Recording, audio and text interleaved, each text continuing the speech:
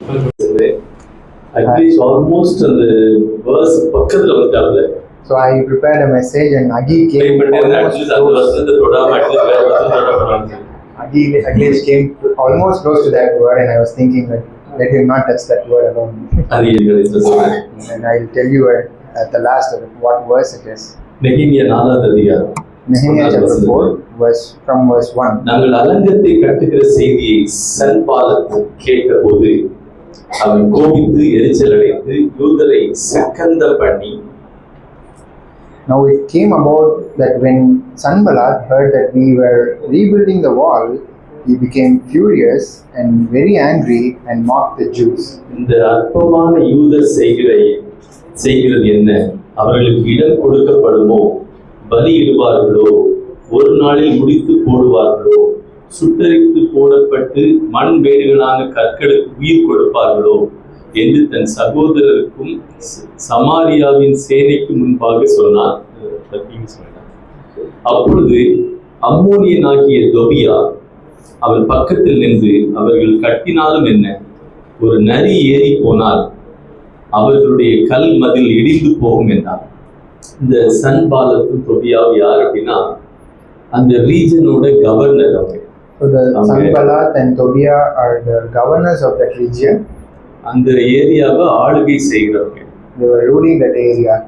சரி, நம்ம சும்மா வந்து சன்பாலத் தொபியா சொல்லி நினைச்சிட்டு கூடாது. அவங்க பெரிய போஸ்ட்ல இருந்தவங்க. They were in a high post. We should not just say that it is Sanballat and Tobiah, but they were in a high post. Okay. இன்னைக்கு நம்ம இந்த செய்தி என்னன்னா, ஆண்டவரை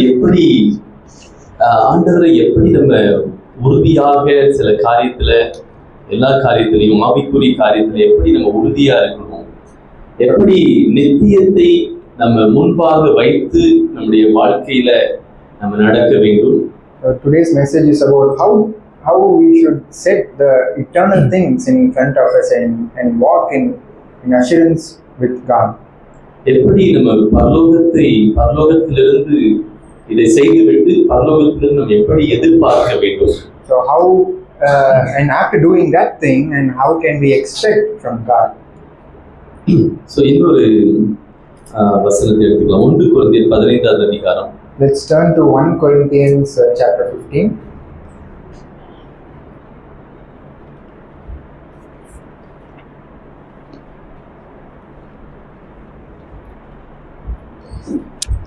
ஆகையால் எனக்கு பிரியமான சகோதரரே, இங்கிலீஷ்லயே வாசிக்கலாம், வாசி முடிச்சிருக்கோம். ஆகையால் எனக்கு பிரியமான சகோதரரே, கர்த்தருக்குள் நீங்கள் படுகிற பிரயாசம் விருதாவாயிராதென்று அறிந்து நீங்கள் உறுதிப்பட்டவர்களாயும் அசையாதவர்களாயும் கர்த்தருடைய கிரியிலே எப்பொழுதும் பெருகுகிறவர்களாயும் இருப்பீர்களாக. 1 Corinthians 15:58. So 1 Corinthians chapter 15 from verse 58. எல்லாம் சேர்ந்து தமிழ்ல வாசிக்கலாம். நம்ம எல்லாரும் சேர்ந்து. ஆகையால் எனக்கு பிரியமான சகோதரரே, கர்த்தருக்குள் நீங்கள் படுகிற பிரயாசம் விருதாவாயிராதென்று அறிந்து நீங்கள் உறுதிப்பட்டவர்களாயும் அசையாதவர்களாயும் கர்த்தருடைய கிரியிலே எப்பொழுதும் பெருகுகிறவர்களாயும் இருப்பீர்களாக. 1 Corinthians 15 verse 58. Therefore, my beloved brethren, be steadfast, immovable, always abounding in the work of the Lord, knowing that your toil is not in vain in the Lord. இந்த வசனத்தை எழுதியதற்கு பிரயோஜனமாக எங்கள் ஆத்துமாக்களுக்கு பலத்தை உண்டு பண்ணக்கூடியதாக இந்த வசனத்தை எங்களோடு கூட பேசும். இயேசுவின் நாமத்திலே ஜெபிக்கிறோம் நல்ல பிதாவே. ஆமென்.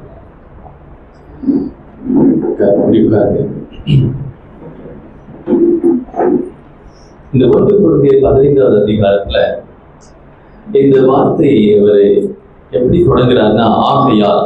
So in this verse, Apostle Paul begins with therefore. அப்படின்னா இதுக்கு முன்னாடி உள்ள முழு அதிகாரத்தையும் அவர் மனதில் வைத்து அவர் சொல்றார் ஆகையால். That means that he is keeping in his mind the entire chapter and he is writing therefore. இந்த முழு அதிகாரத்துல உள்ள அந்த முக்கியமான ஒரு காரியத்தை பவுல் என்ன சொல்லியிருக்கிறார்னா, உயிர்த்தெழுதலை பற்றி, ஆண்டவர் இயேசுவினுடைய உயிர்த்தெழுதலை பற்றி அங்கே விளக்கிட்டு அவர் சொல்றார், ஆகையால் in this chapter 15 he is talking about the resurrection of Christ, and then keeping in that in his mind he is writing, therefore. அவர் மறுபடியும் இந்த அதிகாரத்துல இயேசு கிறிஸ்துவின் உயிர்த்தெழுதலை பற்றி நமக்கு சொல்லியிருக்கிறார். 20வது வசனத்திலே வாசித்தீங்கன்னா, again and again in this chapter he is talking about the resurrection of Jesus Christ, and even in verse 20 he talks about that. கிறிஸ்து மரித்தோரிலிருந்து எழுந்து நித்திரை அடைந்தவர்களில் முதற் பலனானார். It says, but now Christ has been raised from the dead, the first fruits of those who are asleep. அதுக்கப்புறம் நம்முடைய உயிர்த்தெழுதலை பற்றி அவர் 54வது வசனத்தில் எழுதுறார். And he is also talking about our resurrection with Christ from 54 இருந்து 57 வரைக்கும். From verse 54 to 57. அழிவுள்ளதாகிய அது அழியாமையும் சாவுக்கு ஏதுவாகியது சாவாமையும் தரித்துக் கொள்ளும். மரணம் ஜெயமாக விழுங்கப்பட்டது என்று எழுதியிருக்கிறது. வார்த்தை நிறைவேறும். மரணமே உன் கூரங்கே, பாதாளமே உன் ஜெயம் எங்கே? மரணத்தின் கூர் பாவம், பாவத்தின் பலன் நியாயப்பிரமாணம். நம்முடைய கர்த்தராகிய இயேசு கிறிஸ்துவினாலே நமக்கு ஜெயம் கொடுக்கிற தேவனுக்கு ஸ்தோத்திரம். சோ நம்முடைய உயிர்த்தெழுதல் எப்படி இருக்கும், நம்முடைய உயிர்த்தெழுதல் எப்படி மகிமை உள்ளதாக இருக்கும்னு சொல்லி அவர் எழுதிட்டு, he also talks about our resurrection with God, with Christ, and he talks about the glory of our resurrection. ஒரு விசுவாசியினுடைய அந்த உயிர்த்தெழுதலின் மகிமையையும் அவர் எழுதிவிட்டு, he talks about the glory of the resurrection of a believer. அதுக்கப்புறம் அவர் எழுதுறாரு, ஆகையால். And then he writes, therefore. ஏன்னா நம்முடைய இந்த வாழ்க்கை, இந்த மனித வாழ்க்கை, இன்றைய உள்ள வாழ்க்கை அந்த நித்தியத்தை பிரதிபலிக்கக்கூடியதாக இருக்க வேண்டும். Our life in this earth should reflect our lives on heaven. இயேசு கிறிஸ்து உயிரோடு எழுந்தல அப்படின்னா நம்முடைய விசுவாசம் வெறுதா. If Christ has not risen from the dead, our faith is vain. இயேசு கிறிஸ்து உயிரோடு எழுந்தலன்னா பிரசங்கமும் வெறுதா. If Christ has not risen, our preaching is also in vain. இதே அதிகாரத்துல தான் அதையும் எழுதுறாரு. And he writes this thing in the same chapter. எழுதிட்டு அவர் சொல்றாரு 14வது வசனத்துல, கிறிஸ்து எழுந்திருக்கவில்லை என்றால் எங்கள் பிரசங்கமும் விருதா, உங்கள் விசுவாசம் விருதா. மரித்தோர் உயிர் தெழாவிட்டால் தேவன் எழுப்பாத கிறிஸ்துவை அவர் எழுப்பினார் என்று நாங்கள் தேவனை குறித்து சாட்சி சொன்னதினாலே தேவனுக்கு பொய் சாட்சி சொல்லுகிறவர்களாய் காணப்படுவோமே. மரித்தோர் உயிர் தெழாவிட்டால் கிறிஸ்துவும் எழுந்திருக்கவில்லை. கிறிஸ்து எழுந்திராவிட்டால் உங்கள் விசுவாசம் வீணாயிருக்கும், நீங்கள் இன்னும் உங்கள் பாவங்களில் இருப்பீர்கள். ஆனா அவர் சொல்றாரு பாத்தீங்கன்னா, அதே இதுல கிறிஸ்துவோ 20வது வசனம், கிறிஸ்துவோ மரித்தோரிலிருந்து எழுந்து நித்திரை அடைந்தவர்களில் முதற் பலனானார். In verse 20 it talks about, but now Christ has been raised from the dead, the first fruit of those who are asleep.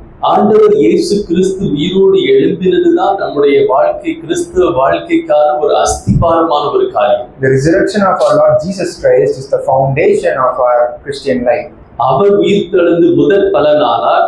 நாமும் ஒரு நாள் இந்த உலகத்திலே மரித்து, இந்த உலகம் இந்த தற்காலிகமான உலகத்துல நம்ம மரித்து நம்ம என்ன பண்ண போறோம், உயிரோடு ஒரு நாள் எழும்புவோம் என்கிற ஒரு நம்பிக்கை உடையவர்களாக ஒரு நம்ம கிறிஸ்தவ வாழ்க்கையில இருக்கிறோம்.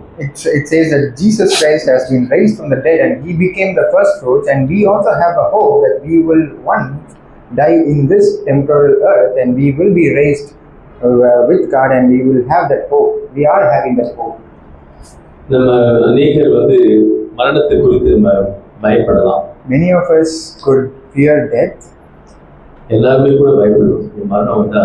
Everyone could fear death. ஆனா ஆண்டவர் சொல்ல நமக்கு உயிர்த்தெழுகிற ஒரு நம்பிக்கை நமக்கு இருக்கிறது. But we have the hope of resurrection. நேற்று நாங்கள் பைபிள் ஸ்டடியில ஜெபத்துல இருக்கும்போது, yesterday we were in the midst of prayer. Wilson இருந்தாரு. எல்லாரும் எல்லாரும் எவ்வளவு நாள் வாழணும்னு நினைக்கிறீங்கன்னு சொல்லி கேட்டேன். Wilson was there and we were all talking, how many years do you expect to live? நான் வில்சன் ஒரு தைரியமா ஒரு ஸ்டேட்மெண்ட் சொல்றாரு. Wilson gave a bold statement.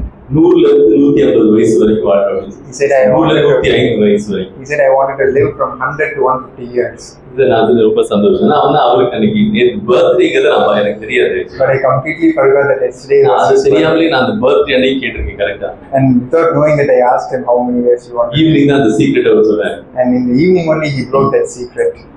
So நமக்கு உயிர்த்தெழுகிற ஒரு நம்பிக்கை நமக்கு இருக்கிறது. We have the hope of resurrection.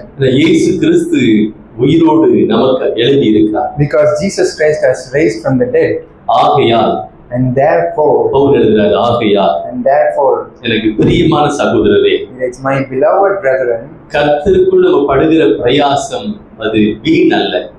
your toil is not vain in the Lord. அதனாலதான் என்ன பண்ணினா, நீங்கள் அதை அறிந்து நீங்கள் உறுதிப்பட்டவர்களாயும் அசையாதவர்களாயும் கர்த்தருடைய கிரியிலே எப்பொழுது பெருகுகிறவர்களாயும் இருப்பீர்களாக. It says, be steadfast, immovable, always abounding in the word of the Lord. Pavul மூன்று காரியத்தை நமக்கு சொல்லுகிறார். Apostle Paul is writing to us three things here. முதலாவது நம்ம உறுதிப்பட வேண்டும். He wants us to be steadfast. நம்ம ஆண்டவர் நமக்கு கொடுத்திருக்கிற இந்த வசனத்துல நமக்கு சொன்ன காரியத்துல நம்ம உறுதிப்பட வேண்டும். We have to be steadfast in the word that God has given us through His word. அதுக்கு தான் ஆண்டவர் புதிய இருதயத்தை நமக்கு கொடுத்திருக்கிறார்.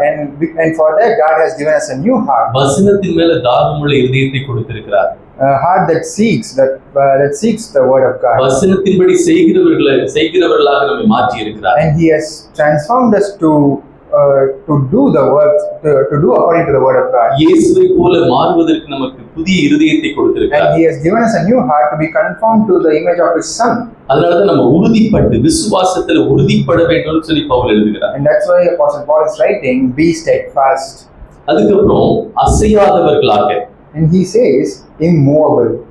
உறுதிப்படுகிறதுனா நம்ம முற்றிலுமா அந்த அசைக்க முடியாதவர்களாக இருக்க வேண்டும். Immovable means it cannot be moved.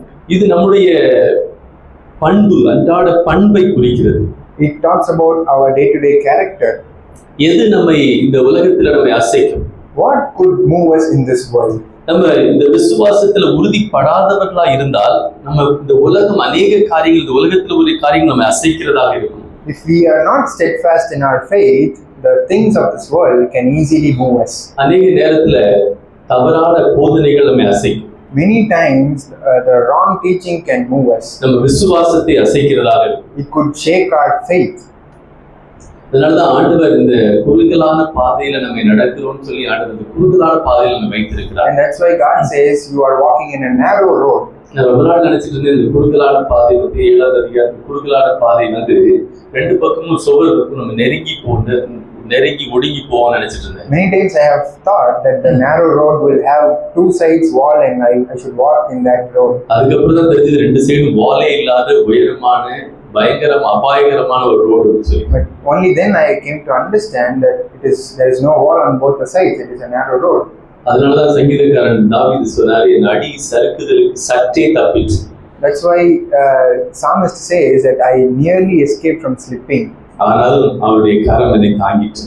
And he says, but his hand has பக்கத்துல சுவர் இருக்கிறதுனால நம்ம காப்பாற்றப்படல, ஆண்டவரை கரம் இருப்பதனால நம்ம காப்பாற்றப்படணும். It is not the wall that is saving us from falling, but it is the hand of God that is saving us from falling. அதனாலதான் விசுவாசத்துல உறுதிப்பட்டவர்களாக.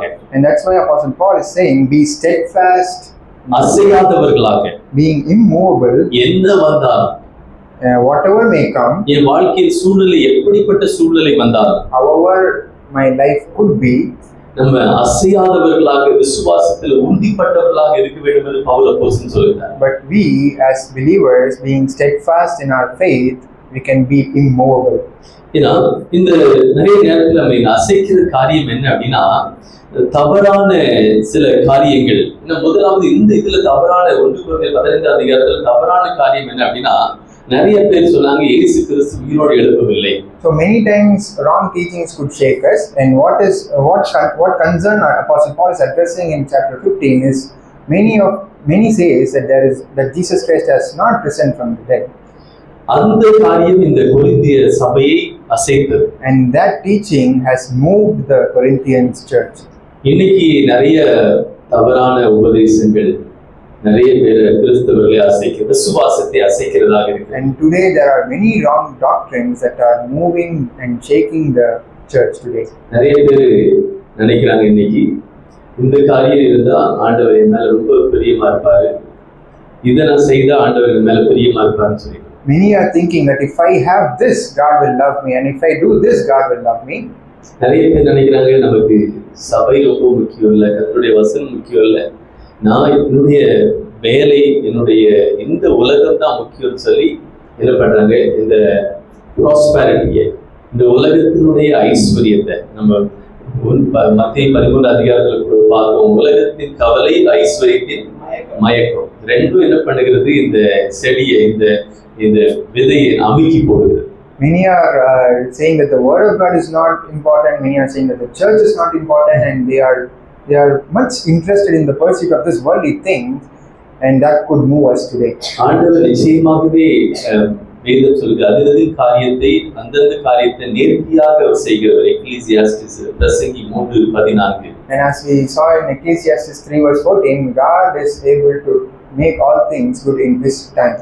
அதனாலதான் சாலமோன் சொன்னார், எனக்கு அதிகமாகவும் கொடுக்குறாருங்க, கம்மியாகவும் கொடுக்குறாருங்க, எனக்கு சரியான விதத்துல எனக்கு நான் ஹேண்டில் பண்ற அளவு கொடுங்க. That's why Solomon said, God, don't give me too much or don't take from me too much, but give the right thing so that I can lead. என்னுடைய விசுவாசத்தை அசைக்கிற ஒரு காரியம் என்ன அப்படின்னா, அந்த உலகத்தை நம்ம முதலாவது வைக்கும் போது நம்முடைய விசுவாசம் அசைக்கப்படும். உலகத்தை முதலாவது வைப்பதற்கு கற்றுக் கொடுக்கிற காரியமும் நம்முடைய விசுவாசத்தை அசைக்கும். If we keep the things of this world in front of us, it could easily shake us from God.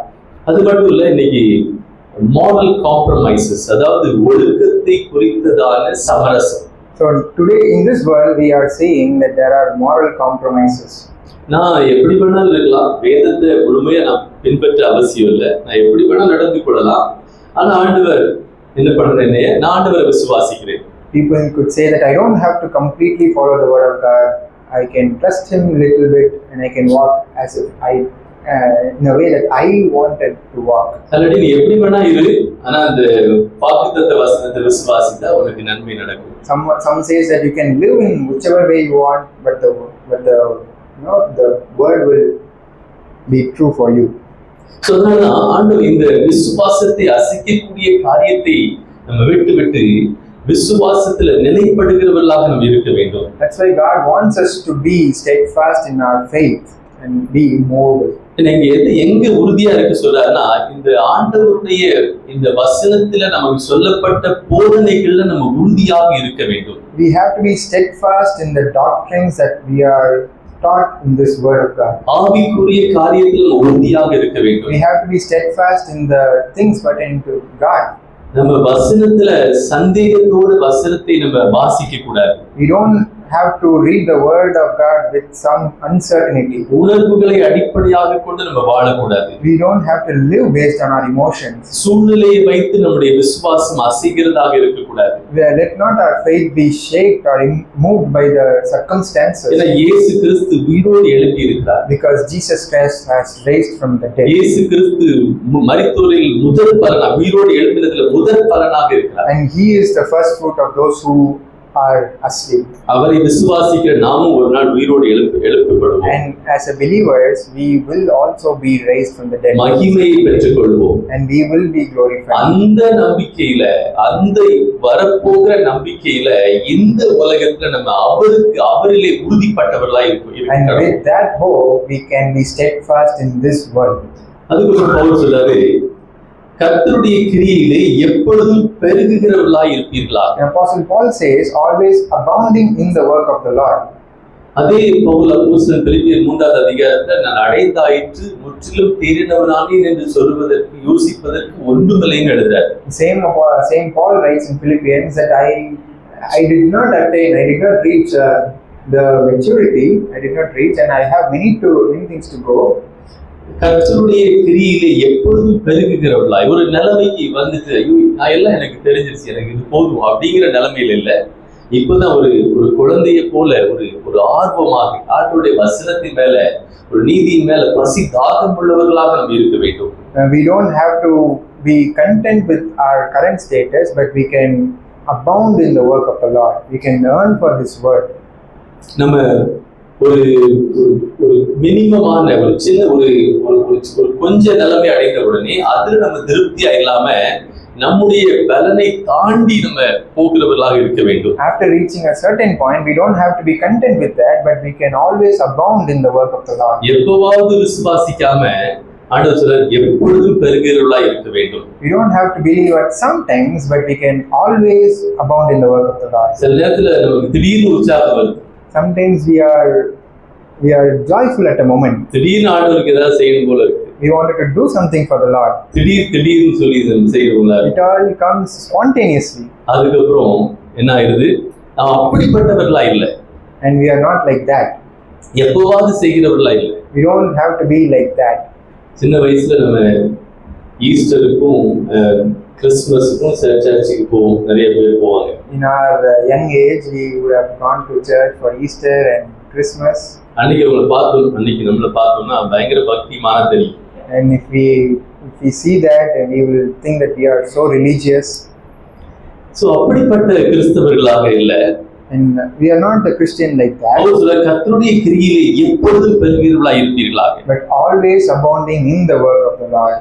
ஆண்டவருடைய ஊழியத்துல, ஆண்டவருக்கு கீழ்ப்படிவதில், ஆண்டவருடைய வேலையை செய்வதில் உண்மை உள்ளவர்களா இருக்க வேண்டும் என்று பவுல் எழுதுகிறார். In the ministry of the Lord, in obedience to God, in His work, Apostle Paul says that we have to be obedient and we have to abound in the grace always.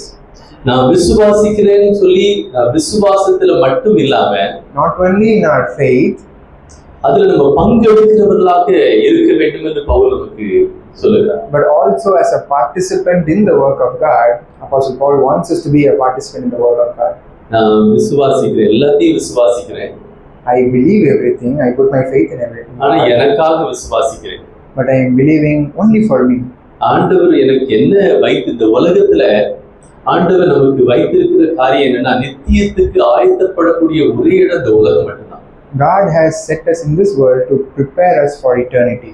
ஒரு சகோதரி நான் ட்ரெயின்ல சந்தித்து நான் கேட்டேன், பரலோகத்தை நம்புறியான்னு சொல்லி. I met a lady in the train and I asked her, do you believe in heaven? நான் பரலோகத்தை நம்புறேன்னு எனக்கு தெரியல. She said, I don't know if I believe in heaven or not. நரகத்தை நம்புறியான்னு கேட்டேன். நரகம் எனக்கு எவ்வளவா இருக்கு, நம்புறேன்னா நம்மளே தெரியாது. And I asked her that, do you believe in hell? And she said, I don't know if I believe in hell or not. நான் ஒண்ணு தெளிவா நம்புது உத்தரிக்கை ஸ்தலத்தை. But she believe in purgatory. Okay, உத்தரிக்கை ஸ்தலத்தை என்ன பண்ணுது? அது தெளிவா நம்புது. She believe in some, and she has some conviction. என்னன்னா அங்க போனதுக்கு அப்புறம் இங்க இருந்து கொஞ்சம் பேர் ஜெபம் பண்ணி அவங்க என்ன பண்ணலாம், அங்க இருந்து அவங்கள பரலோகத்துக்கு அனுப்பிட முடியும். It says that when I reach that place, I can pray and I can make someone from the earth to reach heaven. அது ஈஸியா இருக்கிறதுனால அந்த சகோதரி அதை சூஸ் பண்ணிடுச்சு. Because that is easy, she is believing in that. இங்க எதுவும் செய்ய தேவையில்லை, பாடிக்கு அவ்வளவுதான். She does not want to do anything in this world. அங்க போனப்பறம் யாராவது ஒருத்தர் அதுக்கு போய் ஏதாவது மெழுகுவர்த்தி ஏதாவது கொடுத்து வச்சு ஜெபம் பண்ணி அதை பரலோகத்துக்கு அனுப்பி விட்டுலாம். மன்னிப்பு கேட்டு, அதுக்காக மன்னிப்பு கேட்டு. After someone has reached that place and they can pray for this lady and she could get to heaven. கிறிஸ்தவ வாழ்க்கை என்பது ஏதோ விசுவாசிக்கிறேன், எனக்காக விசுவாசிக்கிறேன், என்னுடைய குடும்பத்துக்காக விசுவாசிக்கிறேன், என்னுடைய வேலைக்காக விசுவாசிக்கிறேன், என்னுடைய மேரேஜுக்காக விசுவாசிக்கிறேன், என்னுடைய வீட்டுக்காக விசுவாசிக்கிறேன், என்னுடைய ஹெல்த்துக்காக விசுவாசிக்கிறேன் சொல்லி ஒரு சாதாரண விசுவாசம் அல்ல. Our Christian life is not only believing for ourselves and our work and our health and our work, and it is not always centered around us. கிறிஸ்துவ வாழ்க்கைங்கிறது கர்த்தருடைய கிரியையிலே எப்பொழுதும் பெருகிறவர்களாக இருப்பீர்களாக. But the Christian life is always abounding in the work of the Lord. ஏன் அப்படின்னா நம்முடைய பிரயாசம் விருதாவாக இராதென்று அறிந்து. Because we know that our toil is not vain in the Lord. இந்த உலகத்துல நம்ம நிறைய நேரத்துல நம்ம வேலை செய்யும் போது, in this world many times we are working. ஆதியாகமம் 3ஆம் அதிகாரத்துல ஆதாம் என்ன பண்ணார்? நெற்றி வேர்வையில என்ன பண்ண வேலை செய்தது. அவர் என்ன பண்ணது? அவர் அங்க அந்த ஏதேன் தோட்டத்தில் இருந்தார். In Genesis 3, Adam worked and out of his sweat he was. அது ஒருவேளை நம்மளை பலவீனப்படுத்துகிறதா இருக்கும். Sometimes that could weaken us.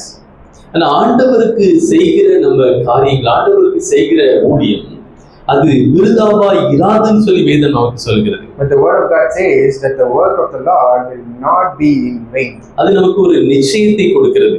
It gives us an assurance. அது நமக்கு ஒரு உறுதியை கொடுக்கிறது. It gives us an assurance.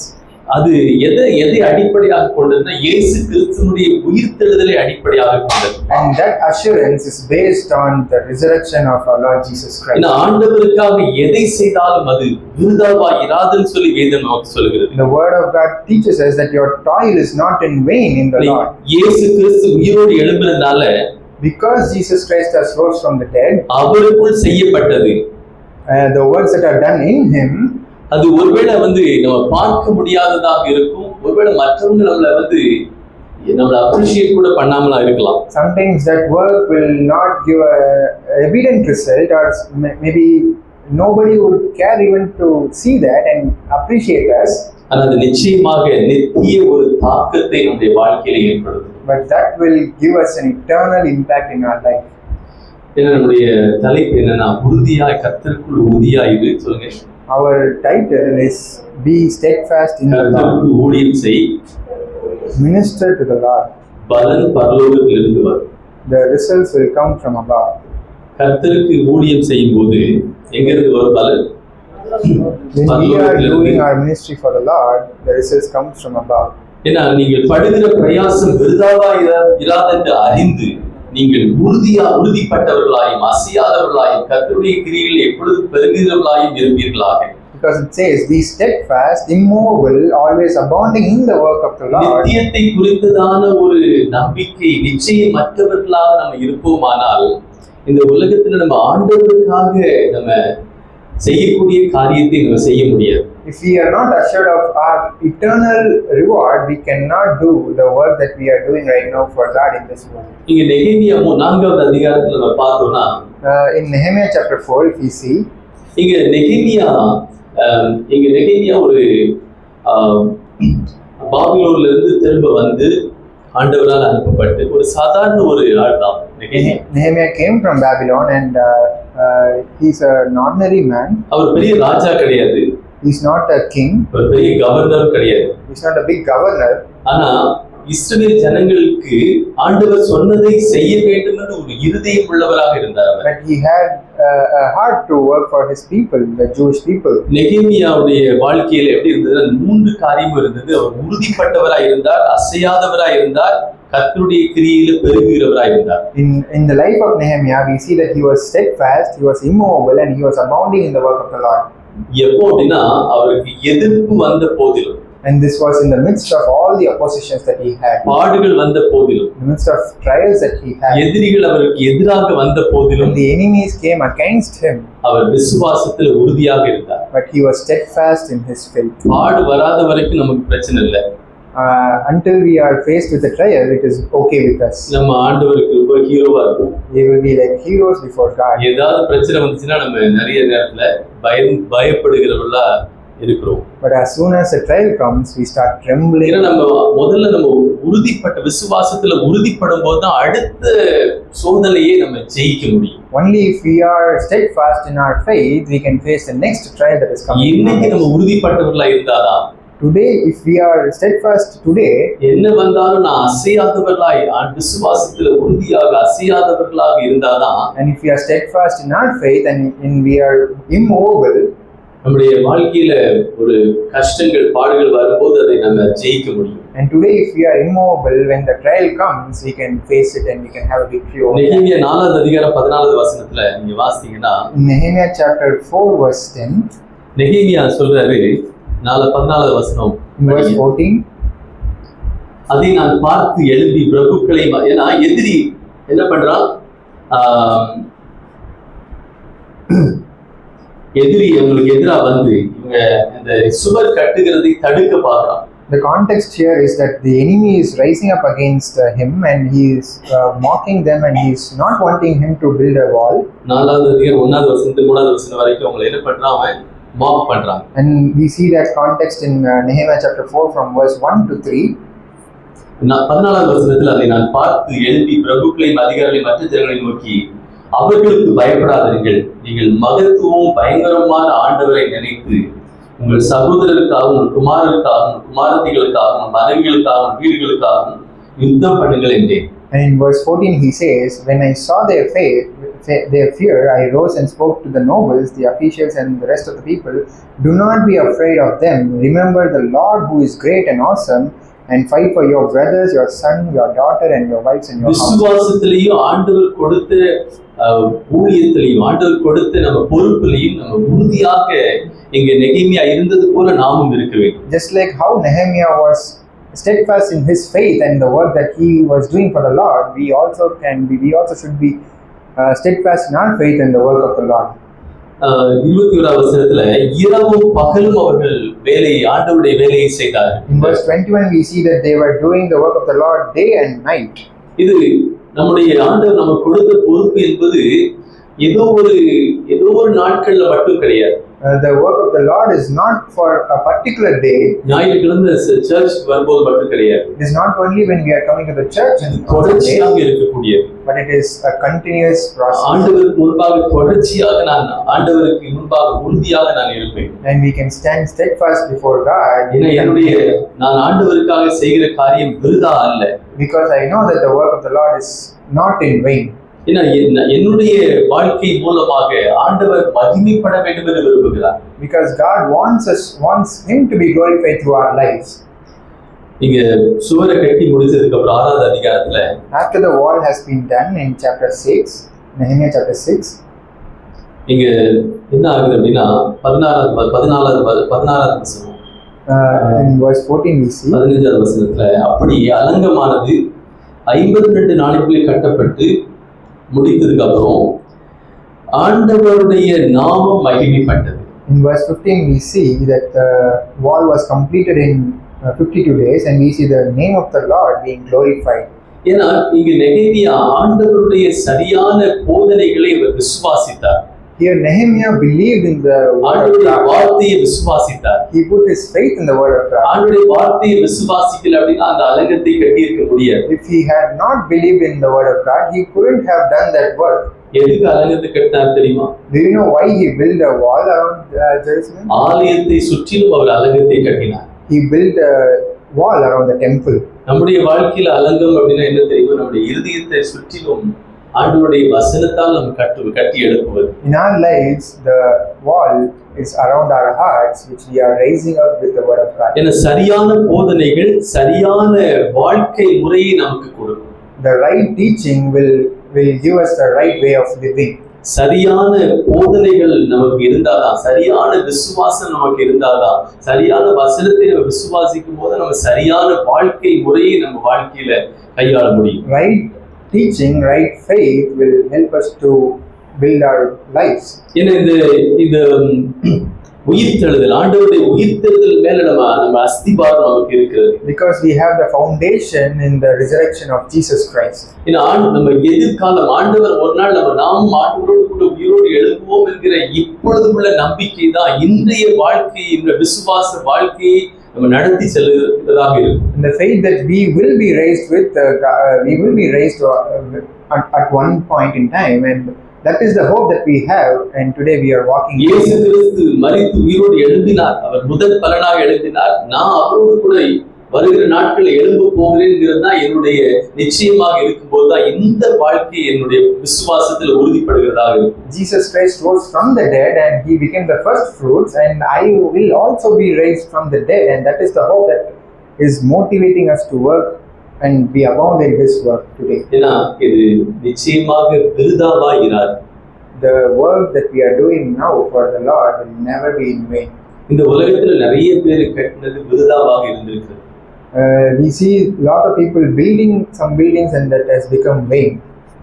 Even நம்ம ஒரு ஐஸ்வரியவான் ஒருவன் எல்லாத்தையும் கட்டிட்டு வேத வசனத்துல என்ன சொல்லுவாங்க, நான் கட்டிட்டேன் எல்லாத்தையும் இன்னும் நிறைய நான் எல்லாத்தையும் சேர்த்து வைப்பேன்னு சொல்லும்போது ஆண்டவர் என்ன சொல்லுவாரு, மதிக்கீடுன்னு சொல்லுவாரு.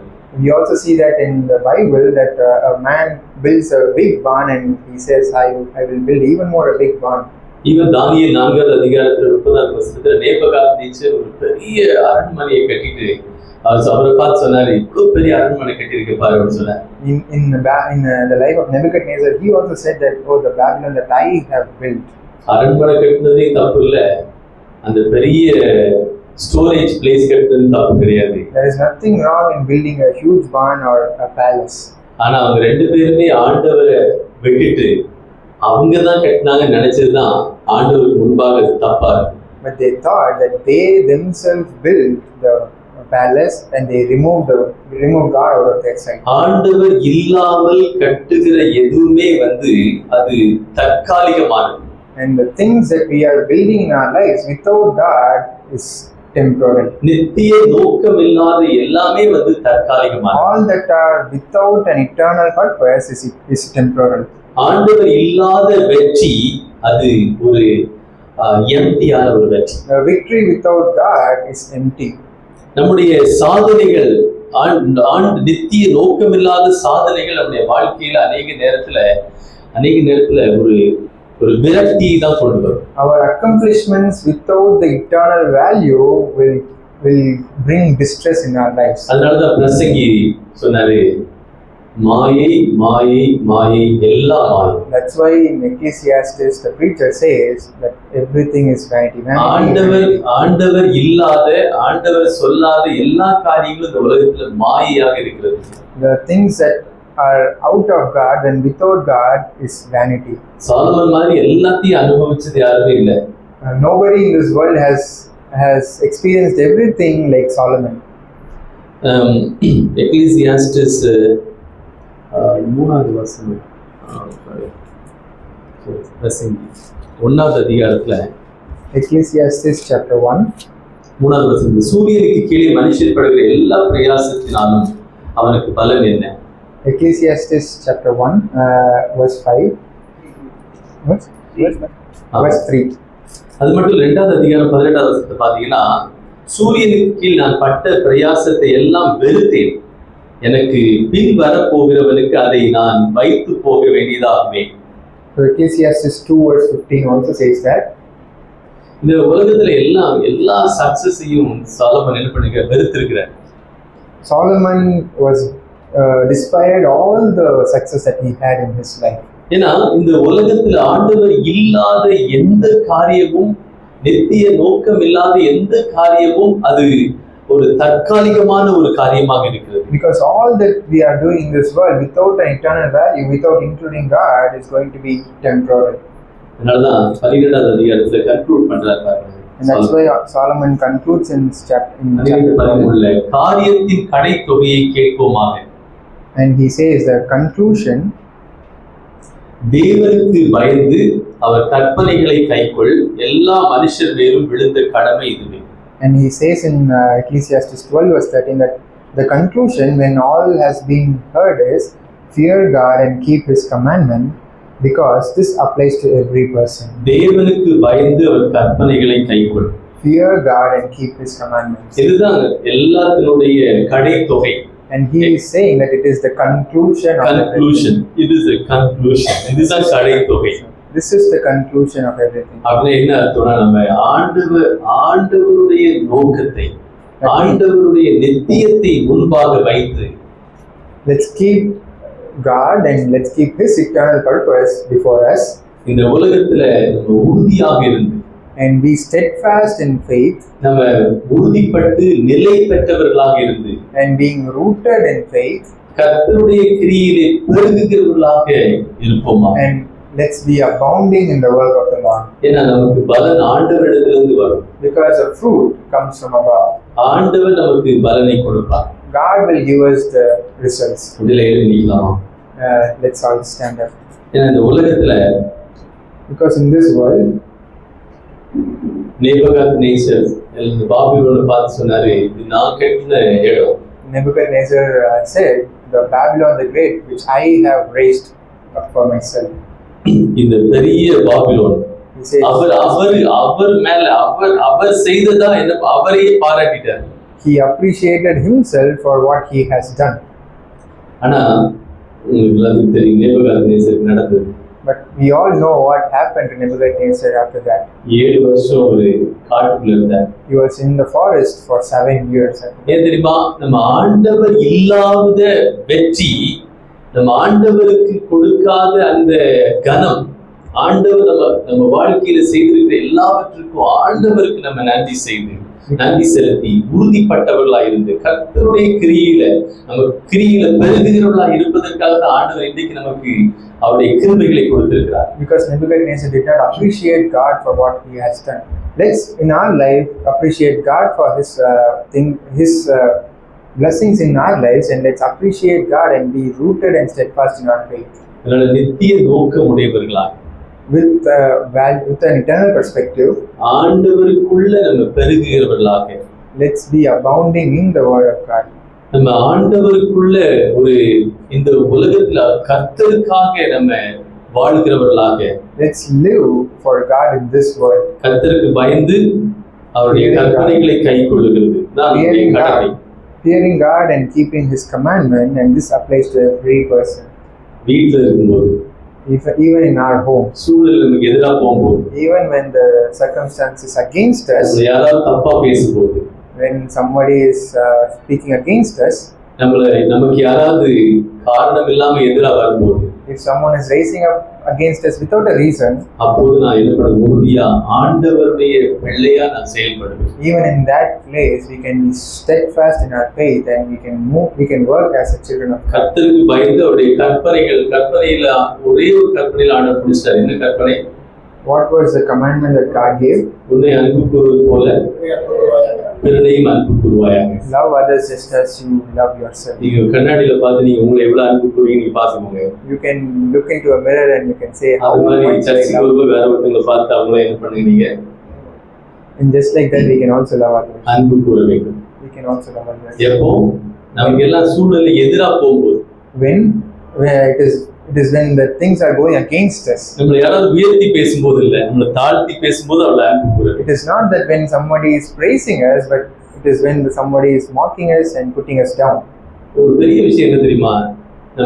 நமக்கு மன்னிக்கிறதுக்கு ஒரு வாய்ப்பு கிடைச்சா அது மிகப்பெரிய விஷயம். Do you know what is the greatest thing?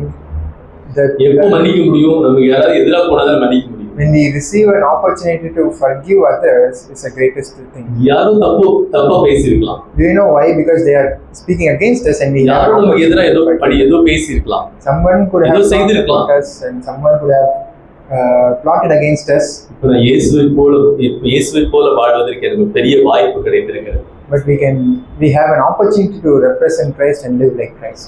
கீழ உள்ளவங்க சிலுவையில் அறைவதற்கு வாய்ப்பு இல்லை. It is not an opportunity to be crucified on the cross. நல்ல வாய்ப்பு அந்த ஆளை சிலுவையில் அறைஞ்சிடலாம். ஏன்னா என்ன எதிராக போயிருக்கிற தூக்கி அடி சிலுவையில் அடிச்சு அது அடிக்கிறதுக்காக கிடையாது. It is not to put others on the cross.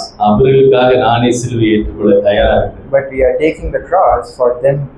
மற்றவர்களுக்காக நான் அந்த பாடுகளை அனுபவிக்க ஆயத்தமா இருக்கிறேன். We are taking the cross on others' behalf. ஒருவேளை தவறா நம்மளை பத்தி பேசும்போது நமக்கு கஷ்டமா தான் இருக்கு, வாய்ப்பு இருக்கு. Yes, we will be hurt when somebody speak against us. ஆனா எதை செய்தாலும் கர்த்தருடைய கிரியில கர்த்தருக்காக நான் செய்ய போகிறேன். But whatever we do, we can do it for God. அவருடைய அன்புல, அவருடைய மன்னிப்புல, அவருடைய இரக்கத்துல, அவருடைய கிருபையில நான் பெருகுகிறவளாய் இருக்க போகிறேன். In His love, in His mercy, in His grace, we can abound in His work. கிறிஸ்துவ வாழ்க்கைங்கிறது நம்ம எல்லாரும் கூடி நம்ம ஆண்டவரே நாங்க எல்லாரும் அன்பு கூறணும் அப்படின்னு சொல்லி ஜெபிக்கிறது கிடையாது. Christian life is not only coming together and praying that I should love others. நான் ஏதோ ஆண்டவருக்காக ஏதோ நான் அப்படி சூழ்நிலை வரும்போது நான் மற்றவர்களை அன்பு கூறுவதுதான் கிறிஸ்தவ வாழ்க்கை. But when that circumstance is against us, it is we have to forgive us. We have to love others. பக்கத்துல சொல்லுங்க, காரியத்தின் கடைத்தொகை. We can say, turn to each other and say the conclusion. ரொம்ப வித்தியாசமான வார்த்தையெல்லாம் பயன்படுத்தப்பட்டிருக்கு. இவன் நெகேமியால கூட ஒரு வசனம் வாஸ்தவம். Nehemiah also we saw a word. நான் கர்த்தருடைய பெரிய காரியத்தை செய்தேன். அந்த வசனத்தை கூட நம்ம படிச்சலாம். அது சொல்றாரு, நான் கீழே இறங்கி வர முடியாது. சொல்லுங்க, நான் கீழே இறங்கி வர முடியாது. சொல்லுங்க, I cannot come down. என் ஸ்டாண்டர்ட்ல இருந்து கீழே இறங்கி வர முடியாது. I cannot come down from. நான் இயேசு மாதிரி தான் இருப்பேன். இயேசு மாதிரி தான் இருக்க போறேன். I will be representing Jesus Christ. நான் ஒரு மோசமான ஆளா நான் கீழே இறங்கி வர முடியாது. I can never come down to the Adamic nature. 4வது அதிகாரத்துல அது ஒரு விஷயம். ஓகே, 3வது வசனம். சரி 6வது அதிகாரத்துல 3வது வசனம். அப்பொழுது நான் அவரிடத்துக்கு ஆட்களை அனுப்பி, நான் பெரிய வேலை செய்கிறேன், நான் வரக்கூடாது. நான் இந்த வேலையை விட்டு உங்களிடத்தில் வருகிறதுனால் அது மினக்கெட்டு போவானேன் என்று சொல்ல சொன்னார். In Nehemiah chapter 6 verse 3 we see that so I sent messengers to them saying, I am doing a great work and I cannot come down. Why should the work stop while I leave it and come down to you? மினக்கெட்டுங்கிறது வந்து அதுக்கு வார்த்தை கேட்டா தலை சுத்துது. இந்த வார்த்தை why should I stop the work? இங்கிலீஷ்ல வார்த்தை புரியுது. It says why should I stop? அது எப்படி இருக்கு இங்கிலீஷ்ல? மினக்கெட்டு போவானே. It says why should I stop? why should I stop? why should I ஏன் இந்த வேலை நிக்கணும்? நான் கீழே இறங்கி வரதுனால ஆண்டவருடைய வேலை ஏன் நிக்கணும்? Why should the work of the Lord stop while I am? நான் என் தரத்தை குறைத்துக் கொள்வதனால ஏன் வேலை நிக்கணும்? Why should I come down in my status? நான் இயேசுவை போல இல்லாம இறங்கி வரதுனால ஏன் ஆண்டவருடைய வேலை நிக்கணும்? Why should I come down from being like Christ and representing Christ and doing His work? பக்கத்துல வந்து நான் இறங்கி வர மாட்டேன் சொல்லுங்க. You can turn to each one and say I will not come down. நான் எதுக்காகவும் எப்பொழுதும் இறங்கி வர மாட்டேன். I will not come down at any time. லேவியராகமம் 23 அதிகாரத்துல 7 பண்டிகை இருக்கு. In Leviticus we see there are 7 festivals. அதுல ஒரு முக்கியமான பண்டிகை ஓய்வு நாளை பரிசுத்த நாளை ஆசரிப்பாயாக. And one of the important festival is that enjoying the Sabbath. அது மட்டும் இல்ல இன்னும் 7 பண்டிகை இருக்குது. நம்ம அடுத்த முறை பேசலாம். And there are 7 more festivals and we will talk about it later. ஏன் தெரியுமா நம்ம ஆண்டவரை எவ்வளவு தேடுகிறோமோ அவ்வளவுதான் நம்ம ஆண்டவருடைய அந்த குணத்துல நம்ம இருக்கும் நிலைநாட்டப்பட முடியும். As much as we are seeking God and we are being conformed to the image of His Son. At least சொன்ன மாதிரி உலகத்து மேல நம்ம உலகத்தையே தேடி உலகத்தை மட்டுமே தேடுவதற்காக நம்ம அழைக்கப்படவில்லை. We are not called only to seek this world and the temporal things of this world. உலகத்தினுடைய நன்மையை தேடுவதற்காக நித்தியத்தினுடைய காரியத்தை நம்ம விட்டுவிடக் கூடாது. We don't have to leave the eternal things to seek the things of this world. உலகத்தினுடைய வெற்றி நம்முடைய கர்த்தர் இல்லாத வெற்றி ஒரு வீணான ஒரு வெற்றி. The victory of this world without God is vanity. நாம் வேதம் சொல்லு கர்த்தருக்குள் படுகிற பிரயாசம் விருதாவா இராதென்று அறிந்து knowing that the toil that we have in the Lord is not in vain. கர்த்தரிலே உறுதிப்பட்டவர்களாய் இருக்க கடவுள். It says be steadfast and immovable. நிலையா இருக்க கடவுள். Immovable. இவன் நெகேமியா சொன்னான் கீழே இறங்கி வர முடியாது. Just like Nehemiah says, why should I stop the work? ஏன்னா என்னதான் எனக்கு எதிரா ஈவன் கள்ள தீர்க்க தரிசனம் கூட சொல்லியிருக்கான். அந்த வசனத்தை நீ வாசித்து பார்த்தீங்க நெகேமியா நீங்க பைபிள் நீங்க வசனத்தை கேட்டு வீட்டுக்கு போகும்போது பைபிளையும் வாசிக்க வேண்டும். So when we are going to home, we can meditate on the word of God. We have to do that.